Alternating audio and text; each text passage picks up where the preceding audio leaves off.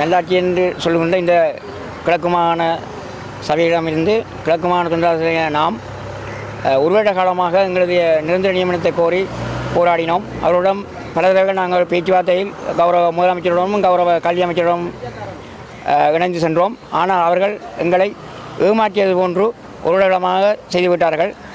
சர்வதா குறுகால தவிர அதுக்கான நடவடிக்கை எடுத்ததாக தெரியவில்லை.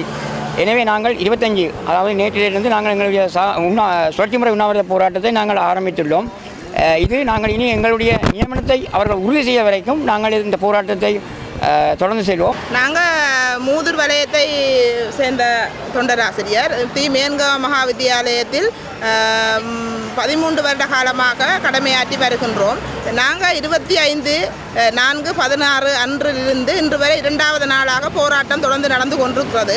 ஆனால் எந்த விதமான பெரியவர்களும் எங்களை உற்று நோக்காமல் இருக்கின்றார்கள். எனவே இவர்கள் இதை கவனத்தில் எடுக்காவிட்டால் நாங்கள் தொடர்ந்து சுழற்சி முறை உண்ணாவிரதத்தை எடுப்போம். எங்களுக்கு நியமனத்துக்கு உரிய இதுகளை செய்து அல்லது எங்களுடைய நேர்முக பரீட்சைக்கான திகதியை தந்துமாறு மிகவும் தாழ்மையுடன் கேட்டுக்கொள்கின்றோம். எங்களுக்கு ஏதாவது ஒரு முடிவை சொல்லுங்கள். எங்களால் தொடர்ந்து இப்படி ஒவ்வொரு முறையும் உண்ணாவிரதம் இருந்து எங்களால் சாக முடியாது. எனது பெயர் ஏஜே ஜலீல். நான் தோப்பூர். நான் 2000 ஆண்டு தொண்டராசிரியராக கடமையாற்றி வருகின்றேன்.